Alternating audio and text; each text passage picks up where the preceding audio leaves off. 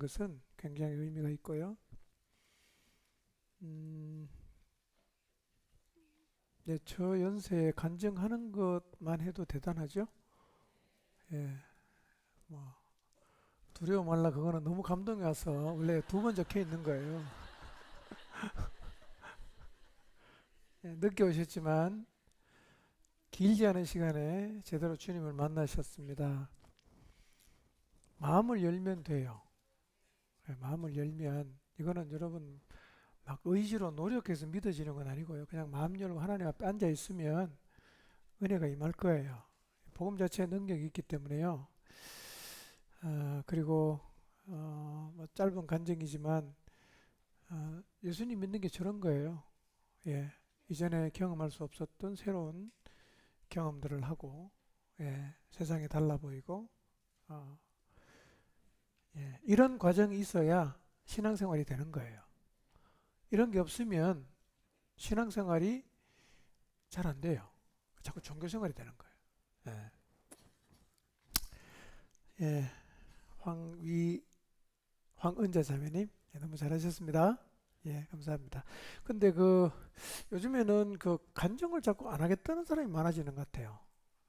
새신자 나오면 카메라 비추지 마세요. 이런 분도 되게 많아지고요. 옛날보다 훨씬 더 잘생겨졌는데 왜 카메라를 거부하는지 모르겠어요. 예. 하여튼 공개적으로 여러분의 신앙을 좀 고백하시기 바랍니다. 네, 자, 이번 시간에는 수련의 주제인데요. 교회에 대해서 말씀을 좀 드리겠습니다. 교회는 신앙이 자라는 것하고도 굉장히 깊은 연관이 있습니다. 예. 우리의 신앙에 가장 영향을 많이 주는 것 두 개는 구원과 교회입니다. 구원과 교회. 이 두 가지가 잘 정리가 되면 신앙은 자랍니다. 안 자랄 수가 없어요. 예, 자라는 데는 시간은 필요하지만요, 반드시 자랍니다. 그런데 이 두 가지가 정리가 안 되어 있으면 신앙이 늘 좌충우돌입니다. 이 두 가지가 정리가 안 되면 신앙이 질서가 없고 오리무중이 되고 세월이 간다고 해도 자란다는 보장을 할 수가 없어요. 예. 그런데 안타까운 것은 오늘날 이 두 가지 기초가 너무나 소홀히 다루어지고 있어요. 이것은 마치 신앙의 큰 두 기둥이 무너진 것과 같습니다. 이 두 개가 무너지면 신앙은 좌충우돌합니다. 이거는 교회에 없는 신앙생활 하는 사람, 또 신앙의 기초가 제대로 정리되지 않은 상황에서 신앙생활 하는 사람을 보면 금방 느낄 수 있는 거예요. 금방 느낄 수 있습니다. 전 시간에도 말씀드렸는데요, 구원의 기초가 허물어진 사람이 많죠? 교회만 다니면 다 구원받았다고 생각하는 사람이 의외로 많습니다. 기독교 교리에 동의만 하면 구원받는다고 생각하는 사람도 적지 않고요. 이제 그러다 보니까 교회를 꽤 다녔는데 복음을 말해주면 왜 그런 초짜를 나한테 묻냐고 의아해하거나 굉장히 기분 나빠합니다. 이러다 보니까 신앙이 출발이 안 됐어요. 근데 신앙이 출발이 안 됐는데 신앙인이라는 정체를 갖고 있는 거예요. 얼마나 헷갈리겠어요. 출발이 안 됐는데 신앙인이라고 본인은 생각해. 괴리감이 엄청난 거예요. 예수님 믿는 게 하나도 재미가 없습니다. 예, 부담스럽기만 하고 힘들기만 하고 그렇거든요. 원래 신앙생활이 그런 거 아니에요, 여러분. 예. 그리고 또 하나는 교회에 대한 시각도 굉장히 왜곡이 되어 있습니다. 교회는요, 하나님이 예수님 믿는 우리에게 주신 최고의 선물이고 지상에서 가장 안전한 곳이고 하나님의 백성이 이 땅에서 하나님의 뜻을 이루며 살게 만드는 본부와도 같은 곳이에요. 그런데 놀라운 이 교회를 아무것도 아닌 것처럼 생각하는 사람이 많고, 심지어는 교회 필요 없다고 생각하는 사람까지 늘어나고 있어요. 그러니까 이 엄청난 교회가 애물단지가 된 거예요. 버릴 수도 없고 가질 수도 없고, 너무 안타까운 일입니다. 그러니까 신앙이 자리를 못 잡는 거예요. 자리를 못 잡는 거예요. 저는 이번 수련회에 다시 구원과 교회라는 기초가 얼마나 중요한지, 그리고 이 기초가 세워지지 않은 것이 우리의 신앙이 자라지 않게 하는 가장 큰 이유가 된다는 사실을 깨닫게 되시기를 바랍니다. 자료를 뒤져보니까 교회라는 주제로 수련한 게 교회를 교회되게라는 주제로 2017년 겨울에 수련회를 했어요. 8년 지났죠? 셀 사역 초기에는 이 너무 중요하니까 굉장히 자주 하고, 수련 아니어도 예배 시간에도 제가 구원과 교회에 대한 설교를 엄청 많이 했어요. 한번 하면 6주, 7주씩 계속 했는데요. 최근에 와서는 이제 어느 정도 좀 정리가 됐다고 생각해서 이전보다는 적게 하는 것 같습니다. 물론 교회는 이렇게 세웁니다라는 양육 교재로 공부하신 분들이 많지만, 다시 한번 좀 전체적으로 정리할 필요가 있겠다는 생각을 했습니다. 여러분, 새로운 것도 중요한데 진짜 중요한 것은요, 반복해야 됩니다. 진짜 중요한 것은 반복해야 됩니다. 그래서 어디까지 가야 되느냐면, 건들면 술술 나와야 돼요. 건들면 나와야 돼요. 제가 보니까 목자나 양육인들은 건들면 구원에 대한 얘기, 교회에 대한 얘기가 줄줄 나오는 것 같아. 그렇게 돼야 됩니다. 근데 최근에 예수님을 믿거나 최근에 우리 교회에 오신 분들 중에는 여기에 동의가 안 되는 분들이 꽤 많은 것 같아요. 그리고 무슨 말인지 못 알아듣는 분도 꽤 많은 것 같고, 그래서 이 부분을 한번 좀 짚을 필요가 있겠다는 생각을 제가 했습니다. 여러분, 교회에 관한 생각은 누구나 다 합니다. 처음 나온 사람도 교회에 대한 생각이 있어요. 오래 다닌 사람도 교회에 대한 생각이 있어요. 심지어는 교회를 한 번도 안 나온 사람도 교회에 대한 생각이 다 있어요. 그렇죠? 교회는 이래야 된다, 교회는 저래야 된다. 그러니까 교회에 대해서 혹은 교회에 관해서 생각이 없는 사람이 거의 없어요. 이렇게 저마다 교회에 대한 생각을 다 갖고 있다가 보니까 같은 교회에서 신앙생활을 해도 교회 그림이 다른 거예요. 이 사람은 교회를 이렇게 생각하고 저 사람은 교회를 저렇게 생각해. 이 사람은 교회가 굉장히 중요하다고 생각하고 또 이쪽 사람은 교회가 필요 없다고 생각해요. 근데 최근에 와서는 이 다름의 폭이 훨씬 커졌어요. 옛날에는요, 교회가 필요하다는 전제에서 교회가 이러해야 된다, 저래야 된다, 그걸 논했단 말이에요. 교회가 필요하다는 전제에서 교회는 이래야 된다, 저래야 된다, 그렇게 이야기를 했는데요, 이제는 교회가 필요 없다는 사람이 생겨났어요. 그리고 거기에 동의하는 사람이 갈수록 많아져요. 그러니까 교회에 대한 생각의 폭이요, 교회가 이래야 된다, 저래야 된다는 수준을 뛰어넘어서 이제는 교회가 필요 있다, 없다까지 함께 논하는 시대가 됐어요. 근데요, 교회가 없으면 신앙은 그냥 무너집니다. 그냥 무너집니다. 교회 없는 신앙생활은 상상할 수 없는 거예요. 그런데 오늘날은 거꾸로 교회에 있는 신앙생활을 상상하지 못하는 사람이 늘어나고 있어요. 기가 찬 일입니다. 자, 우리 시대의 신앙인들에게 교회에 관해 쟁점이 되는 질문이 있는데요, 한번 해볼 테니까 답은 크게 안 해도 괜찮고 속으로 한번 해보시기 바랍니다. 이 질문은 뒤에 가서 종합적으로 다 살피게 될 텐데요, 하여튼 본인이 갖고 있는 교회에 대한 생각이 있을 테니까 그 생각을 가지고 제가 지금 드리는 질문에 대해서 나름대로 한번 답을 해보시길 바랍니다. 교회가 꼭 필요한 것이라고 생각하십니까? 네. 꼭 필요하다면 왜 필요하지요? 혹시 교회가 필요 없다고 생각하시나요? 그 다음에 다음 질문입니다. 신앙생활을 하려고 하면 꼭 교회에 소속이 되어야 합니까?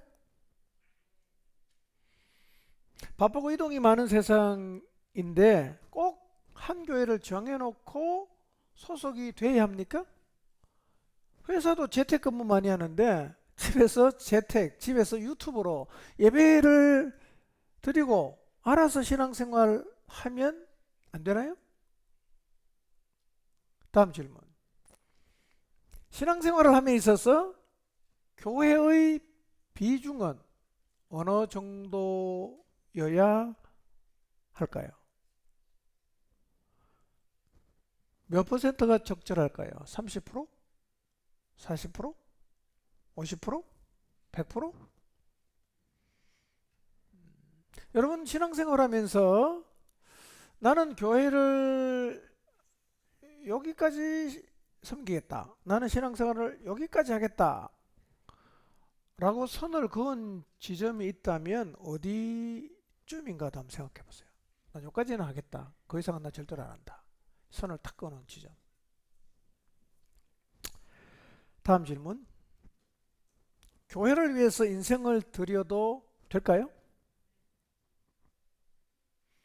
예수님을 위해서 인생을 드리는 것은 되게 옳다고 생각합니다. 그런데 교회를 위해서 인생을 드리는 것에 대해서는 생각이 갈려요. 어떤 사람은 교회를 위해서 인생을 드려도 된다고 말하지만 어떤 사람은 인생까지 드리는 것은 좀 지나치다 라고 생각을 해요. 자, 어떤 형태로든 여러분은 다 대답을 하셨을 텐데 중요한 것은 이거예요. 이 질문에 대한 우리의 대답이 같아야 됩니다. 이 질문에 대한 대답이 다르면 한 교회에서 신앙생활해도 하나가 안 돼요. 이 질문에 대한 대답이 다르면 한 교회에서 신앙생활 하는데 서로를 이해를 못해요.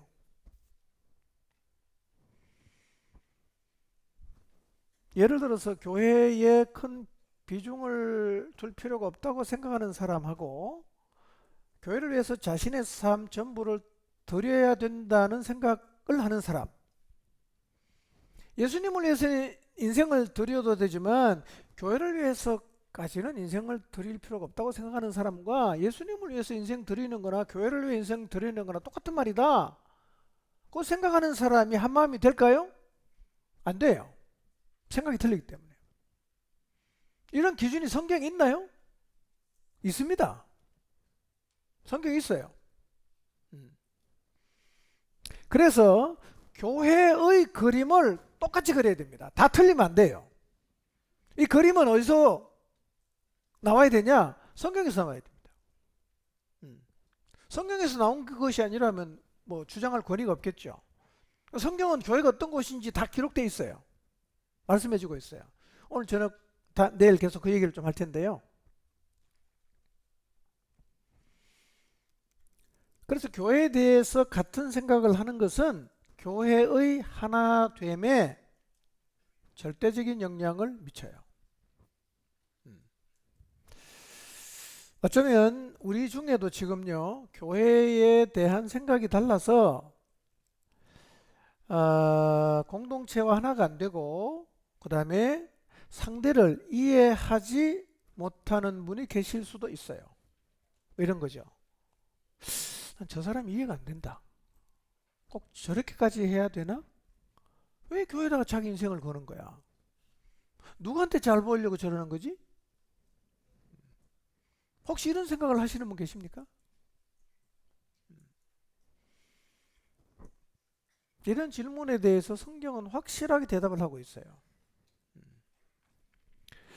자, 이번 수련회를 통해서 성경에서 말하는 교회를 한번 확인해서 교회를 향해 교회에 대해서 우리 각자가 가지고 있는 생각이 성경을 통해서 하나가 되고 그래서 다시 한번 한 마음으로 교회를 세워가게 되기를 바랍니다. 자, 실제로 교회에 관한 중요한 부분을 이제 살펴볼 텐데요. 역시 이 부분도 뭐 대답하기 쉽진 않겠지만 한번 할 수 있는 데까지 속으로 한번 대답을 해보시기를 바랍니다. 첫째, 교회는 누가 만들었을까요? 왜 만들었을까요? 언제 계획된 걸까요? 둘째, 왜 교회가 필요했을까요? 셋째, 교회는 뭐 하는 곳입니까? 어떤 곳입니까? 넷째, 구원과 교회는 관계가 있을까요? 다섯 번째, 교회는 언제 시작이 됐을까요? 여섯 번째, 교회 모습은 어떠해야 할까요? 이 질문에 대한 대답이 성경에 다 있습니다. 무턱대고 주장하면 안 되고요. 우리가 성경 말씀 안에서 교회가 어떤 것인지를 확인해야 되고, 뭘 하는지도 확인해야 되고, 어떤 모습이어야 하는지도 확인해야 됩니다. 그리고 성경이 그걸 말씀한다면 우리는 받아들여야 됩니다.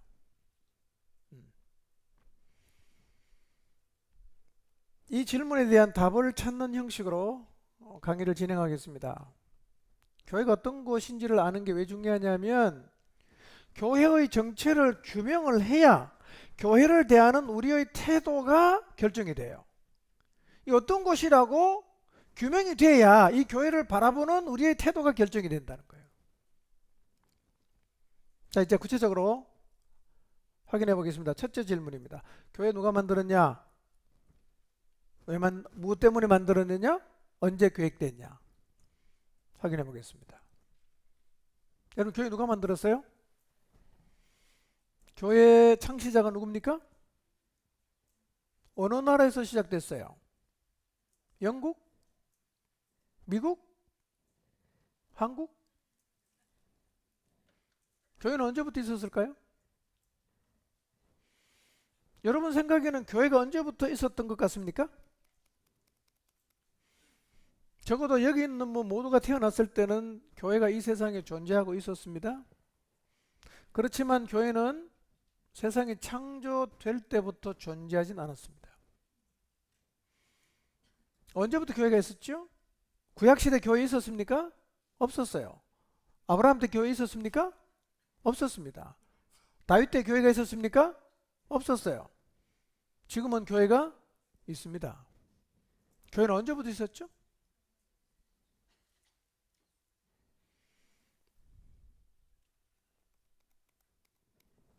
다음 질문입니다. 교회 왜 필요하죠? 굳이 교회를 만들 필요가 있었을까? 자, 구약시대에는 성전이 있었습니다. 포로시대는 회당이 있었어요. 근데 어느 순간부터 교회가 생겨났거든요. 포로로 잡혀갔다가 귀환했던 스룹바벨이 지은 성전이 있었는데 그거를 사용해도 될 것 같고, 포로시대에 만들어진 회당을 사용하셔도 될 것 같은데 왜 교회를 또 만들었냐는 거예요. 누가 만들었냐? 이런 질문들은 교회의 정체성과 깊은 연관이 있어요. 사람이 만들었다고 하면 이 정체는요, 시대나 상황에 따라 바뀔 거예요. 에베소서 3장 말씀을 통해서 교회는 누가, 왜, 어떤 목적으로 만들었는지에 대해서 이제 생각해 볼 텐데요. 이 두 질문에 대한 답을 찾다가 보면 자연스럽게 교회가 언제 생겼는지도 알게 돼요. 자, 이 부분을 상고하기 전에 근본적인 질문을 다시 한번 던져보겠습니다. 교회가 꼭 필요합니까? 여러분 신앙생활하고 하여튼 나름대로 다 이제 경력이 다를 텐데요. 교회가 꼭 필요하다고 생각하십니까? 예. 오늘날 교회의 필요성에 대해서 의문을 가지는 사람이 많아요. 교회가 왜 필요하냐? 믿고 나면 혼자서 신앙생활 할 수 있지 않나? 믿고 나면 내 혼자 성경 읽을 수 있고 나도 기도할 수 있고 큐티도 할 수 있는데 뭐 때문에 인간들이 모인 교회에 속해야 되느냐? 하나님 계신 것도 아닌데. 가보니 뭐 다 사람밖에 없잖아. 목사도 사람이고 목자도 사람인데 왜 우리가 그 사람들에게 순종해야 되냐 이거예요. 굉장히 불만 있는 사람이 있어요. 아니 목자가 내가 왜 목자한테 순종하냐 이거예요. 나보다 학교도 나쁜 데 나왔던데. 어? 돈도 별로 없던데 왜 내가 목자에게 순종해야 되냐 이거. 똑같이 성령님이 계시는데 스스로 기도하면서 신앙생활하면 되지 않냐? 뭐 때문에 바쁜 시대에 시간을 빼앗겨가면서 간섭까지 받으면서 교회에 속할 필요가 있냐? 이런 질문하는 사람이 굉장히 많아요 오늘날요. 교회 필요 없다 그럽니다.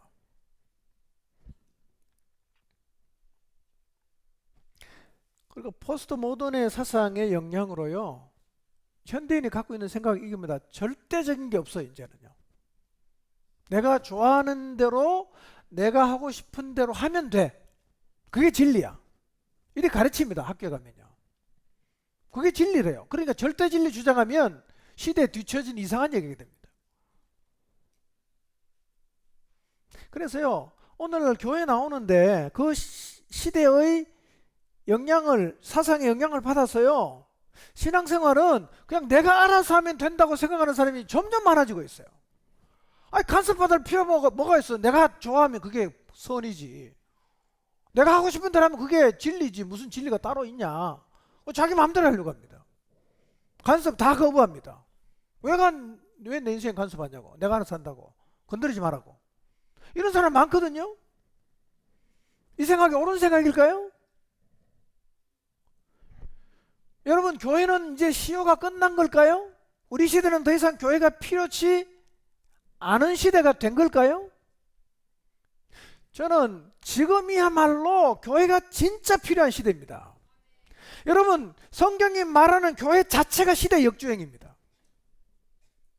얼마나 개인주의가 팽배합니까? 성경은요 계속 공동체를 말합니다. 공동체를 말해요. 근데요 설문조사를 해봤거든요. 지금 우리 시대에 부흥하는 교회가 어떤 교회냐? 공동체를 주장하는 교회는 다 부흥합니다. 뒤집으면 이 얘기입니다. 성경대로 하면 부흥한다는 거예요. 성경은 일관되게 교회는 공동체라고 말합니다.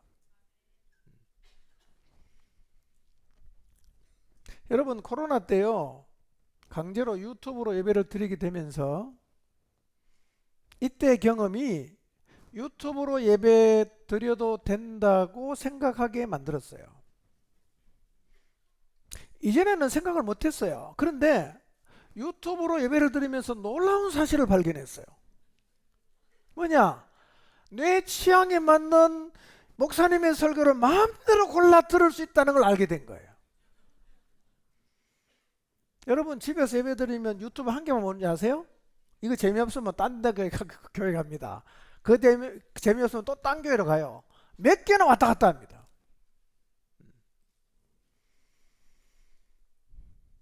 여러분 코로나 때요 이렇게 집에서 유튜브로 예배를 드리고 이 교회 저 교회 내 마음에 드는 목사님 설교 막 골라 들으면서요 어떤 생각을 하느냐면 이제는 교회 소속하지 않고 신앙생활해도 되겠다고 생각하는 사람이 많아졌습니다. 사단이 교회를 무너뜨리려는 시도지요. 코로나 이후로 교회로 안 돌아오는 사람이 10%에서 20% 됩니다. 대개 3, 40대입니다. 최윤식 교수는 2050 한국교회 다시 일어선다라는 책을 써요. 이 코로나 끝나고 교회 안 나오는 사람이 교회를 이탈하지는 않았지만 노마드 교인, 유목민 교인이 되었다고 보는 거예요. 더 넓은 초원을 그냥 막 여기 갔다 저기 갔다 옮겨 다니는 유목민처럼요 교회를 이리저리 옮겨 다니는데 중요한 것은 이 새로운 디지털 노마드 교인은요 현실 세계 교회를 옮겨 다니는 게 아니고 온라인으로 옮겨 다니는 거예요.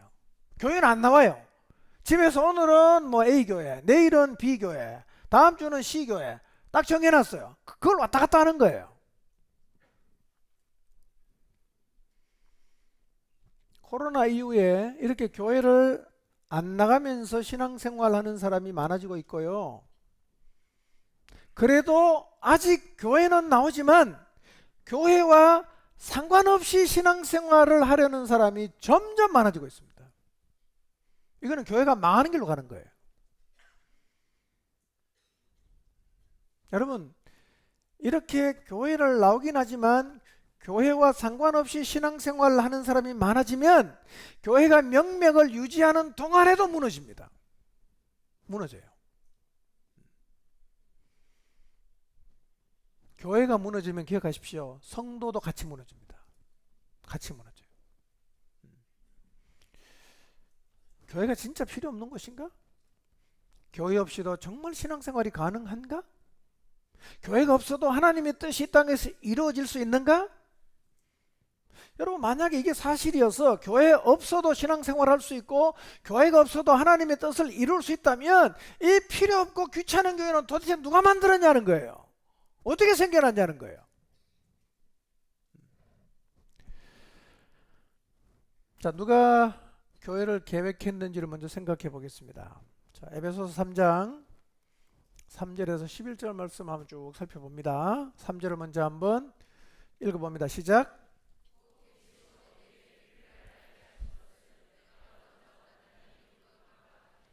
네, 바울은 하나님께서 자신에게 계시로 비밀을 알려주셨다고 말을 해요. 계시로 비밀을 알려줬다. 계시라는 말의 뜻은 드러내 보인다, 그런 뜻이거든요. 계시로 비밀을 보여줬다는 말은 캄캄한 곳에 빛을 이렇게 확 비추어 갖고 그 내용을 확인시켜 주는 것하고 같은 의미입니다. 가려져서 안 보였는데 커튼을 확 열으니까 안에 게 다 보이죠. 계시는 그렇게 보는 거예요. 자, 4절을 봅니다. 시작.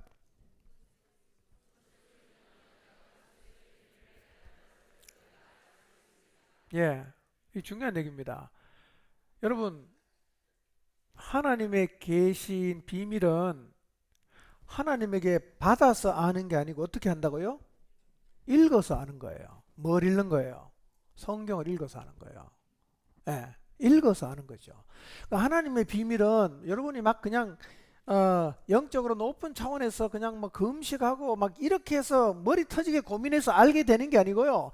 이미 하나님의 비밀은 커튼을 확 열어놨기 때문에 공개됐어요. 누가 알 수 있냐? 읽으면 아는 거예요. 이전에는 비밀이었어요. 이제는 공개됐어요. 그래서 하나님의 비밀은 고민해서 기도해서 아는 게 아니고 어떻게 한다고요? 읽으면 아는 거예요. 성경 읽으면 알아요. 5절입니다.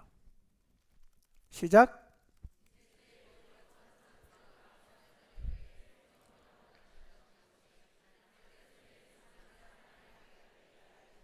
자, 5절 잘 보세요. 이 비밀은 누구에게는 나타났지만 누구에게는 알려지지 않았다 그랬죠. 그렇죠? 누구에게 나타났어요? 사도들과 선지자들에게는 성령으로 나타냈어요. 근데 다른 세대 사람에게는 어땠다고요? 알려주지 않았어요. 그러니까 우리가 성경을 펴서 읽으면 아는 내용인데 이전 세대 사람은 몰랐다는 거예요. 몰랐어요. 그러니까 우리가 알고 있는 예수 그리스도를 통해서 구원받는 이 비밀은 과거 역사 속에 존재했던 굉장히 훌륭한 사람도 몰랐어요. 아브라함도 몰랐고 다윗도 몰랐어요. 그러면 다른 세대 사람에게는 안 알려주고 거룩한 사도들과 선지자들에게 성령으로 알려주신 비밀이 뭐냐? 그 6절이에요. 읽어봅니다. 시작.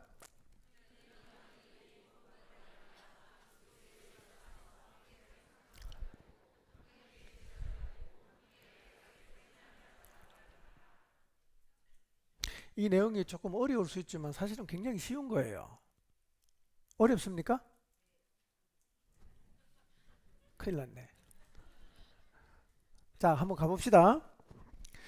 그러니까 설명하면 계시는 어떻게 한다고요? 읽으면 알죠? 근데 이 계시는 옛날 사람 알았어요? 몰랐어요? 몰랐죠? 근데 그 계시의 내용이 뭐냐? 6절이라는 거예요. 이 계시의 내용은 쉽게 말하면 이겁니다. 이방인들이 복음으로 말미암아 유대인하고 같이 상속자가 되는 거예요. 한 몸이 되는 거예요. 똑같은 약속에 참여하는 거예요. 자, 이 말씀의 의미는요, 에베소서 2장 11절에서 22절에 나와 있는데 그건 내일 제가 설명하겠습니다. 간단히 말하면 이거예요. 유대인하고 이방인은 구분되어 있어요. 어떻게 구분되냐? 할례 있는 사람, 할례 없는 사람, 율법이 있는 사람, 율법 없는 사람으로 구분되어 있어요. 이게 담 같은 거예요. 그러니까 이방인은 유대인하고 한 몸이 된다는 것은 상상할 수가 없는 거예요. 그런데 하나님의 비밀이 뭐냐? 유대인하고 이방인이 한 몸이 된다는 거예요. 이게 비밀이야. 누가 몰랐다? 이전 세대 사람 몰랐던 거예요. 내일 이거 설명해 드릴게요. 그런데 예수님의 십자가로 둘이 하나가 됐어요.